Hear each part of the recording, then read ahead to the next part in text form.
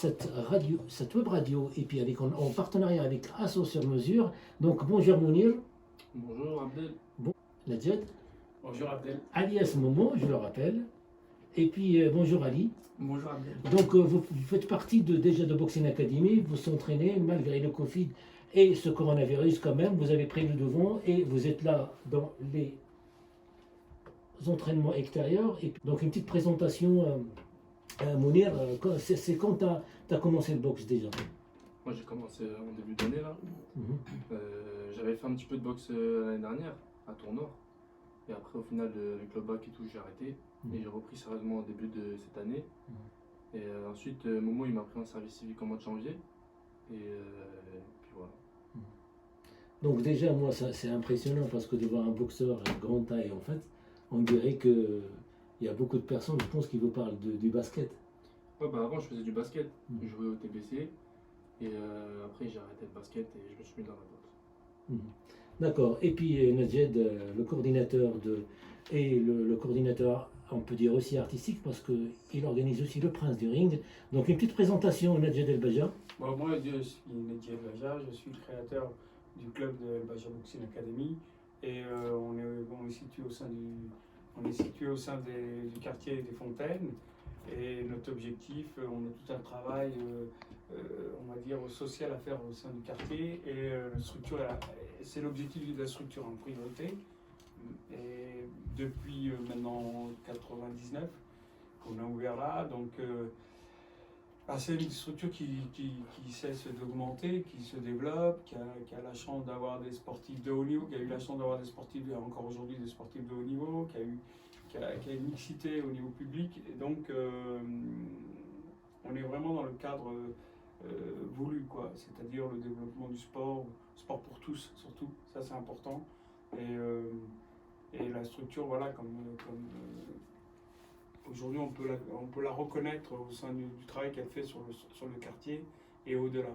Et pour finir, on va dire englober tout ça, on met en place une action qui s'appelle Fontaine en Fête au sein du quartier. Et on organise un grand événement sportif chaque année qui s'appelle les Princes du Ring. Donc la structure ne s'arrête pas au local, parce que ce qui est important, c'est qu'il y a un échange aussi avec l'extérieur pour éviter le cloisonnement. C'est ce que je refuse totalement, qu'on soit cloisonné comme il a pu se faire pendant des années. Et là, aujourd'hui, on essaie d'œuvrer de façon qu'on s'ouvre aux autres et puis les autres s'ouvrent à nous. Voilà. Et puis c'est vrai que le Prince du Ring, c'est une manifestation internationale qui est organisée en dehors des Fontaines. C'est à Mont-Conseil à Tournord et c'est le mi-mai, le mi-décembre plutôt. Ouais, c'est début décembre, ça dépend, ça va varier entre début décembre et mi-décembre. On a gardé cette période parce que voilà, on a trouvé que c'était la mieux adaptée à notre planning annuel. Et ça dérange en rien, quoi. Donc comme on disait, c'est plus facile pour nous de travailler à cette période-là. Et pour venir, ouais, c'est vrai que cet événement, depuis quelques temps, a eu la chance de recevoir des sportifs, des grands compétiteurs actuels, même aujourd'hui, des champions du monde. Championne du monde, Myriam Lamar, qui a été, je sais pas, 13 fois championne du monde. Hassan Ndam, qui est actuel, qui a été au moins 5-6 fois champion du monde. On a des boxeurs comme Jordi Weiss. On a eu beaucoup de sportifs vraiment de haut niveau. Et puis maintenant, nos images dépassent, on va dire, la Méditerranée. On est visionné maintenant grâce à une télévision qui nous suit depuis 2-3 ans. Maintenant, on est visionné un peu partout dans le monde. Donc c'est intéressant pour la structure, une petite structure comme la nôtre. On essaie de faire au mieux et puis faire plaisir aux gens. C'est surtout ça qui est important. Oui, on va revenir un petit peu vers toi pour nous parler un petit peu d'autres manifestations. Mais d'abord, je veux que Alice présente par rapport à quel moment il a intégré le club, et puis les perspectives et qu'est-ce qu'il prépare en ce moment. Alors pour ma part, j'étais auparavant dans un autre club depuis 6 ans maintenant que je fais de la compétition. J'étais au Boxing Club La Riche, donc maintenant j'intègre l'équipe de Momo El Baja et de Mounir également pour des projets on va dire des projets plus grands à venir. Et puis là prochainement j'ai les championnats de France qui ont été repoussés suite au Covid-19. donc qui n'a pas été annulé, qui a été repoussé pour fin d'année 2020. Pardon, oui. Donc j'ai pour projet de confirmer mon titre de champion de France pro en 2020 et voir ensuite pour la suite pour l'Europe avec l'équipe de France. Et puis, donc je précise, je suis un boxeur en pied-point. Donc je suis content d'avoir rejoint cette équipe pour me perfectionner beaucoup en boxe anglaise et pour le K1 également. Et j'ai pleinement confiance en Momo pour ça. Donc, je rappelle que vous êtes champion 2 fois du monde, c'est ça? Oui, c'est ça. Et puis là, l'objectif, c'est de gagner le championnat de France. Est-ce que vous êtes déjà champion de France? Oui. Donc, c'est une fois ou 2 fois? J'ai été 3 fois champion de France. D'accord. Donc 2 fois en semi-pro, ça reste de l'amateur officiellement. Et l'année dernière, j'ai été champion de France pro pour la première fois. Et du coup, cette année, c'est pour... je devais, avant que ce soit repoussé par le Covid-19, le confinement, confirmer mon titre une deuxième fois en pro. Le placement, l'objectif, il va nous parler après de l'Algérie Boxing Academy, pourquoi il est bien ancré et installé aux Fontaines. Mais est-ce que cette idée-là de venir de la Riche vers Fontaines, est-ce que ça a posé question? Comment ça s'est passé? Certes, comme j'ai toujours été dans le même club auparavant, on a toujours la peur des fois de changer, de est-ce que ce sera mieux, est-ce que ce sera pas mieux, donc voilà. Mais après, au bout d'un moment, après j'ai connu un peu partout, j'ai connu pas mal de clubs. Après j'ai échangé avec beaucoup de clubs et je pense que c'est bien aussi d'aller voir ailleurs pour apprendre de nouvelles choses, des choses.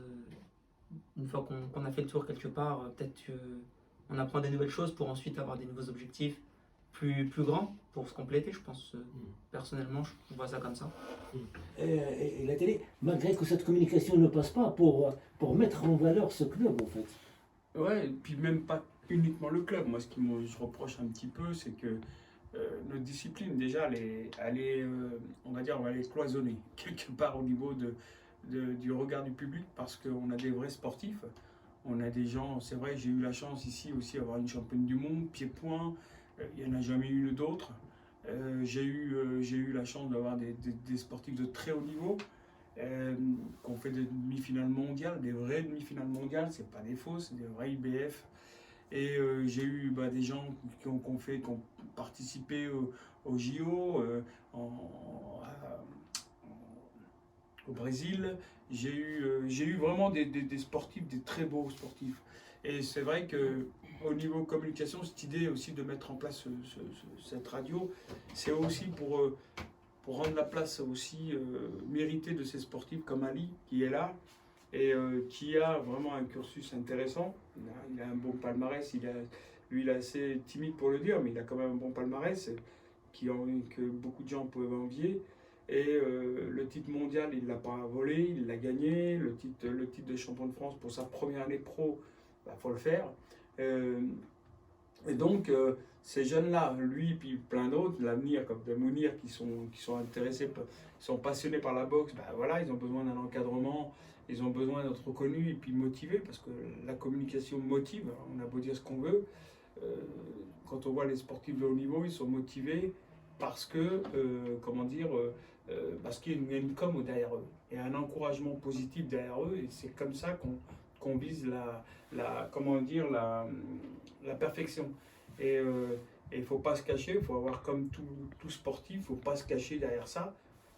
Ok, on est humble, ça c'est la priorité, mais toute cette communication ne peut te rendre que fort, si c'est bien compris. Et moi, c'est pour ça que l'idée de cette radio et cette implication, ça peut que être bien pour les jeunes sportifs tourangeaux. Et donc c'est pour ça qu'on essaye de travailler dans ce sens-là. Et je ne regrette pas que ce soit Fontaine, parce qu'on a Fontaine et dans les alentours, on a des bons sportifs à accompagner grâce à notre communication. D'accord, avant de ce qu'on entend, quel style que vous voulez qu'on passe pour cette pause? En musique, je vais laisser ça à Mounir parce qu'il est jeune. Un petit son ricain, américain. Écoutons. Radio Métropole 37 qui que Radio 37 et les parrainés et que Nadjed il a tenu à réaliser cette radio 37, Radio Métropole 37. Donc pour vraiment aussi, en quelque sorte aussi Nadjed, c'est pour aussi que les champions s'habituent un petit peu à la communication et puis aussi de parler, parce que comme tu as dit tout à l'heure, Ali, il est 2 fois champion du monde, il est champion de France, et vraiment on a du mal de parler de soi. Donc ça aussi c'est tout à intéressant. fait. Oui, tout à fait. Comme je dis, cette communication doit être bénéfique pour le sportif. Parce qu'aujourd'hui, les sportifs de haut niveau comme lui, bon, ils se débrouillent bien, on voit bien, mais c'est important qu'ils sachent parler aux médias, parce que, comme on dit, la boxe, c'est pas un sport qui vise que les illettrés, parce qu'à un moment, c'était ça. Maintenant, aujourd'hui, les gens ont une capacité intellectuelle il faut la démontrer. En dehors du sport, il y a un ensemble, et ça, c'est important. C'est très important que même nous, issus des quartiers, on sait parler, on sait se positionner, on sait réfléchir et on sait construire, c'est ça qui est important. Donc, voilà. Donc c'est pour ça que voilà, moi je fais cette idée, je reviens sur cette idée de radio et de web télé, et ben, elle est importante pour tout le monde. Et puis la question que j'aimerais bien te poser, est-ce que ce club-là, il était dans d'autres communes ou dans d'autres, par exemple la Tour Nord qui est installée, est-ce que les fontaines, c'est pas un petit handicap pour le rayonnement du club et puis aussi pour cette crédibilité que les élus peuvent accorder à ce club pour qu'il puisse rayonner davantage? Ah oui, non, maintenant, il ne faut pas se cacher la face. Hein. Les fontaines étaient... Moi, ça fait comme je dis, j'ai participé à des enquêtes ici au niveau des fontaines. Et malheureusement, l'image que les habitants ont du quartier, hein, c'est qu'ils se sentent délaissés. Ça, c'est clair. L'idée du projet qui a été mis en 99, c'est intéressant, oui. Mais je pense qu'il y a eu un manque d'accompagnement, un vrai accompagnement pour la jeunesse. Et ça, aujourd'hui, je ne me cache pas de le dire, je le vois, je l'ai vécu. Maintenant, grâce au club, on a évité énormément de problèmes, d'incivilité, et grâce au sport, mais ce n'est pas suffisant. On aurait dû avoir encore un peu plus d'accompagnement, de présence, pour le bien des citoyens. Et les gens aujourd'hui, ce retour que j'ai de leur part, c'est qu'ils se sont sentis et se sentent encore aujourd'hui oubliés sur certains points. Et ça, c'est important que les gens en prennent compte. Et voilà, donc nous, on ne peut pas tout faire. On est vraiment une structure sportive. On fait du social, oui, mais ce n'est pas notre rôle il y a des choses sur lesquelles on ne peut pas répondre. L'habitant qui galère pour manger, qui vit dans des situations qui sont insalubres, parce qu'il y en a, des familles monoparentales, tout ce côté extra-sportif, c'est pas à nous de répondre et on ne peut pas le répondre. Donc, mais c'est important qu'on puisse faire quelque chose pour ça, quoi. Mais quand même, là, vous avez ouvert d'autres disciplines, comme le soutien scolaire, par exemple. Oui, tout à fait. C'est pour ça, oui, mais ça fait partie, ça reste encore dans notre cadre social. C'est-à-dire que ce qu'on propose, c'est que je ne l'ai pas inventé. Hein. En toute honnêteté, je n'ai pas inventé ce projet. Je l'ai copié parce que je l'ai trouvé énormément intéressant. Et parce qu'aussi, il n'existe pas sur le quartier, ou n'existe non, plus. Il n'existe plus. Il y avait une association qui le faisait, ça pendant pas mal d'années, Porte-Plume. Et bon, bah voilà, après le bénévolat, ça s'étouffe. Donc les gens sont partis. Et donc au final, c'est les gamins qui se sont retrouvés un peu à rien faire. Donc nous, on a proposé au sein du club de proposer des cours de soutien scolaire, hein, par service civique. En fin de compte, on utilise plusieurs personnes pour un même projet. Donc c'est ça qui est la valeur. La richesse, elle est là, et au profit des enfants. Aujourd'hui, on propose des soutiens scolaires pour les enfants, hein, en primaire, et derrière ça, ils font 1 heure de sport, et après, ils rentrent chez eux. Donc c'est un projet qui est, moi je pense, qui est apprécié déjà par le département, ça c'est clair, le département est derrière nous sur ce projet-là, et les gens apprécient. Et d'ailleurs même le département, le président, il a découvert le club, il a trouvé aussi le travail réalisé par les entraîneurs, par les membres et par les coachs qui te soutiennent et puis par ta coordination. Donc il a été étonné de découvrir un travail sur le terrain. D'ailleurs, il y avait un article sur le magazine de département et même on a échangé avec lui. Il était très étonné d'avoir cette qualité qu'il ne le savait pas en fait. Ouais, et c'est ça qui est dommage, parce qu'il y a des infos qui remontent en haut et qui ne sont pas toujours les bonnes infos. Et c'est pour ça que j'ai énormément apprécié, il est venu 2 fois, hein, le président du département, M. Pommier, et d'ailleurs c'est un honneur parce qu'apparemment, sur ce que j'ai entendu, c'est très difficile qu'il se déplace, très compliqué, c'est pas toujours qu'il se déplace, et là il a fait l'honneur de se déplacer 2 fois chez nous, c'est qu'il a pris vraiment avec sérieux et puis à cœur notre projet associatif. Donc ça c'est intéressant, et je pense qu'il souhaite revenir, et j'ai entendu ça, qu'il veut revenir nous voir pour voir un petit peu, et donc je trouve ça très bien. D'accord. Bon, en tout cas, le club il est ouvert avec beaucoup de qualité, beaucoup de coachs et ton expérience aussi, parce que tu travailles avec l'autre côté de la Méditerranée. Et puis aussi Ali, par exemple, qui va nous dire un mot, parce que c'est une valeur ajoutée pour le club aussi. Il a quitté un club dans lequel il a passé 6 années, et aujourd'hui il est chez nous. Et moi, à travers son côté, on va enlever le côté sportif qui est inégalable. Pour moi, il a un très bon niveau sportif. C'est surtout moi, je sais qu'au plan humain, il va apporter énormément au niveau du club, au niveau des jeunes, c'est surtout de la jeunesse, qui vont le découvrir au fur et à mesure. Et c'est un exemple. Pour moi, ça va être un exemple pour des jeunes, parce que tu peux être champion et humble. Et c'est ce que véhicule Ali. Et je pense que les gens on a besoin des gens comme Ali aujourd'hui dans les structures comme la mienne, parce que c'est des moteurs pour la jeunesse de demain. Vous savez qu'aujourd'hui, la jeunesse de demain, elle est compliquée, elle perd des valeurs à cause de plusieurs choses. Voilà. Et donc aujourd'hui, moi, je suis content de l'avoir avec moi, parce que en dehors de l'aspect sportif, dans lequel je vais faire le maximum pour lui, parce que c'est son objectif, je sais qu'il va apporter sur le plan humain et extra-sportif au niveau de la structure de El Baja Boxing Academy. Donc c'est un plus pour nous.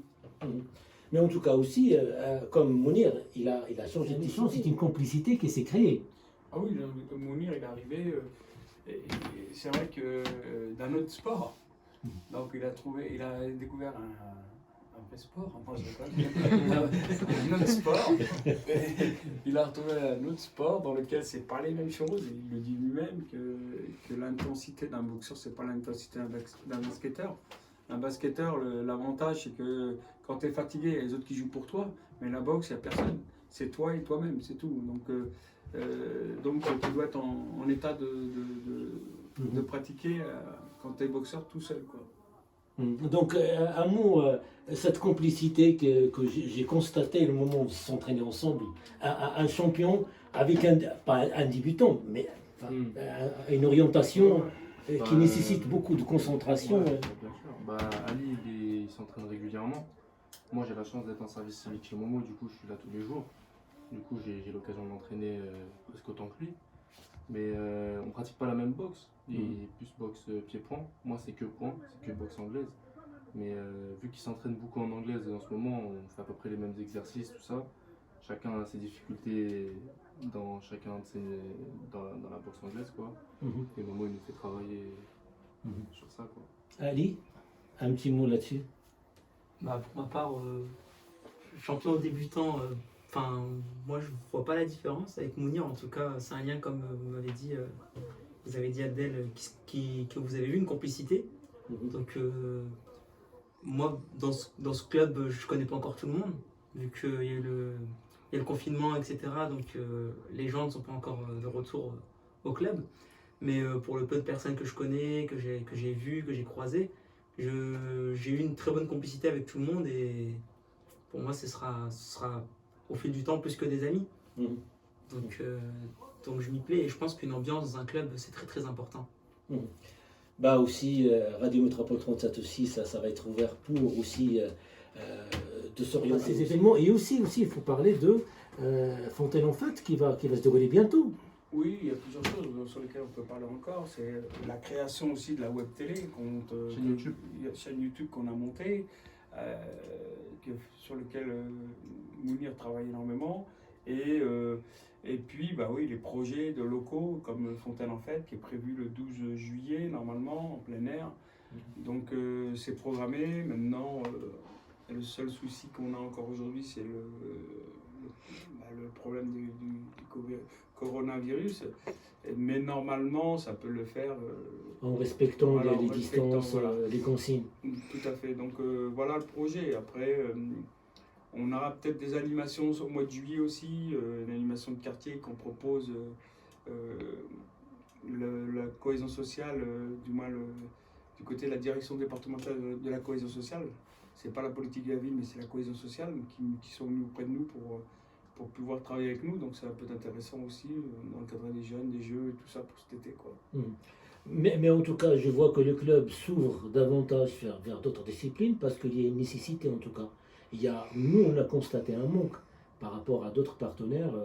On a constaté un manque, on a constaté un vide. Il y a des acteurs, mais on dirait que cette marginalisation des habitants, et puis aussi par rapport le mode de vie, il faut qu'on se pose beaucoup de questions après ce Covid et puis après ce qui se passe en France. Là, on est le 9 juin, il y a beaucoup de choses qui se passent, il y a une mutation et peut-être que le club il est bien placé pour accompagner, pour faire des propositions dans ce sens.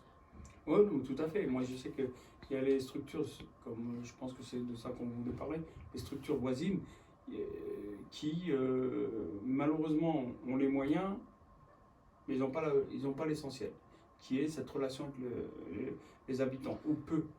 On va pas dire pas, mais ils ont peu. Et donc, le problème, il est là. C'est qu'il y a encore ce manque de relation entre ces structures et les habitants. Ce que nous, on n'avons pas, parce que nous, on œuvre auprès d'eux H24, on est là jusqu'à 23h, 22h. Donc ça, tout ça, c'est un lien qui se crée. Et aujourd'hui, la chance qu'on a, c'est qu'on touche l'intergénération. On a des adultes, des seniors, on a même des personnes handicapées qui viennent, on a des jeunes, des moins jeunes, on a hommes, femmes. Donc, on est vraiment dedans, quoi. Donc, et là, le problème des autres structures, tu ne peux pas arriver comme ça et penser qu'il y a une relation humaine qu'on doit avoir à la base. Il y a une espèce de confiance et donc voilà, après je pense qu'il devrait aussi, ce qui n'a pas été le cas aujourd'hui, se reposer. Il y en a quelques-unes sur lesquelles on a des relations, mais qui viennent se reposer sur nous pour pouvoir avoir ce lien. Je trouve ça bien, mais attention. Voilà, après chacun a son champ d'intervention. Donc moi je veux pas me mettre à dos les habitants parce que j'ai mis une relation entre eux et puis toute une structure. Ça c'est important. La confiance c'est la base de tout. Donc à partir de là, c'est comme la politique. La politique aujourd'hui, bon, on est en plein dedans, mais moi je me mets pas avec Pierre, Paul, Jacques parce que avec tout le respect que j'ai pour chacun, hein, mais je vis dans le quartier, je subis dans le quartier comme tout le monde. Et moi, je dis merci à la personne qui sera là pour nous aider. Point, ça s'arrête là. Qui sera là pour travailler avec nous, pour pouvoir développer davantage le quartier et surtout répondre à certaines problématiques des habitants du quartier. Et un besoin. Ben, bien sûr. Donc, c'est pas pour créer, pour gêner. Déjà, tu travailles avec des associations qui sont sur le terrain en Fontaine, mais aussi par rapport aux besoins, parce que le soutien scolaire, il y avait une association qui ne le fait plus, et puis c'était nécessaire, c'était indispensable par tes engagements de réaliser cette action-là, parce qu'il y avait un manque, et puis c'était nécessaire. Tout à fait. Et ça, il y en a qui le reconnaissent, il y en a qui ont du mal, je ne sais pas s'ils ont du mal, ou ça les intéresse, ou ça les intéresse pas, je ne sais pas. Mais voilà, nous, c'est un devoir qu'on doit faire, parce que ça pourrait être nos enfants, et on ne peut pas laisser ça, parce que ça part très vite. C'est là que la différence, elle est là. C'est qu'ils ne comprennent pas la vie de quartier, la vraie vie de quartier. La mentalité de quartier, ça ne s'invente pas. Ça se comprend et ça se vit. Moi, j'ai vécu j'ai grandi à Jouer-les-Tours pendant des années dans les quartiers. Je sais ce que j'ai vécu, même si ce n'est pas la même génération, tout ça. La problématique, on a toujours rencontré les mêmes problématiques qui sont des barrières, de certaines barrières on a beau dire ce qu'on veut. Aujourd'hui, on le voit bien dans le monde entier. Il y a cette barrière de discrimination, il y a cette barrière. Alors, je ne parle pas raciale, je parle barrière de voilà, tu viens d'où, t'es qui, t'es quoi, tu t'appelles comment. Et ça, toutes ces barrières-là, je les ai vécues, moi. Donc à partir de là, c'est pour ça qu'on se comprend davantage dans les quartiers. Parce que moi, je peux comprendre un jeune parce que j'ai vécu peut-être la même chose que lui. Mhm. Hein. Donc c'est important. Et ça, c'est des choses qu'on ne peut pas inventer. Mhm. C'est tout. Mais en tout cas, le travail paye en tout cas. Donc, Ah oui. Oui, bien sûr, le travail paye, heureusement, parce que autrement on aurait lâché l'affaire il y a longtemps. Mais moi je dis c'est un ensemble. Après, moi aujourd'hui, on a une municipalité actuelle, bon voilà, ils sont pas loin de nous, ils sont là, peut-être qu'ils devraient être plus avec nous, j'en sais rien. mais toutes les municipalités, ils n'étaient pas loin. Oui. Mais quand même, il n'y avait pas Il y avait un pas ça. investissement. Voilà. On sent quand même, il faut dire les choses, Mmh. Sanitas et Fontaine, et surtout les Fontaines, moi je ne comprends pas, à la sortie de l'autoroute, il y a cette quartier qui, un petit peu quand même, manque de moyens, tout simplement. Oui. Et ça depuis, Bien sûr. depuis plus que 20 ans en tout cas, donc ça ne date pas d'aujourd'hui. Ouais, et puis là c'est encore pire, parce que moi je vois les jeunes aujourd'hui, j'ai échangé avec eux, ils n'ont pas de boulot, ils galèrent pour avoir un stage, et c'est pas à nous, on reçoit des stagiaires ici. Des stagiaires, on prend des services civiques, ou des jeunes filles ou garçons qui font les troisièmes. Pourquoi c'est nous, et je regrette pas, hein, avec plaisir, mais pourquoi il n'y a que nous qui pouvons les sauver, parce qu'on les sauve. Ils font plein de démarches, il n'y a rien, ils arrivent jusqu'à chez moi pour faire leur stage. Et moi je les accepte, mais voilà. Mais c'est pas normal. C'est ça que la municipalité devrait, ça aussi, ou les instituts, on va dire, devraient se pencher sur ce problème-là. Et c'est encore nous qui devons nous battre, nous être à l'écoute et tout ça. Bénévolement encore. Moi, aujourd'hui, si je peux embaucher, il nous manque des salariés. Il faudrait qu'on ait des salariés pour faire un peu plus de boulot. Mais ça, c'est encore un autre problème. Que je pense, il y a juste les autorités, les institutions publiques qui peuvent nous aider, mais ils ne le font pas. Peut-être qu'ils ne trouvent pas le nécessaire, ça, mais c'est dommage, parce qu'il y a de l'argent qui pourrait, moi, à mon avis, pour servir bénéfiquement pour le quartier, entre autres, parce que voilà.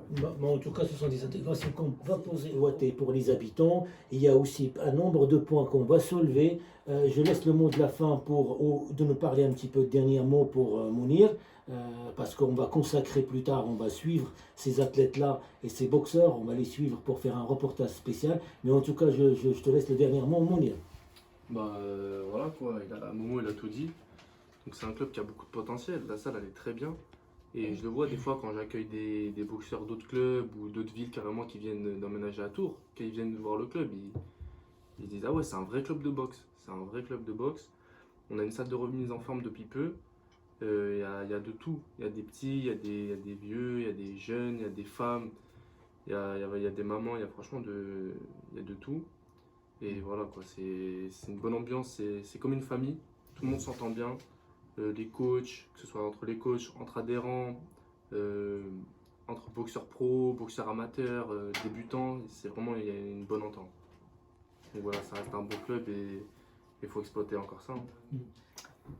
Depuis peu, je connais le club depuis pas mal de temps déjà, où j'ai toujours été accueilli, même étant dans un autre club auparavant, j'ai toujours été accueilli les bras ouverts.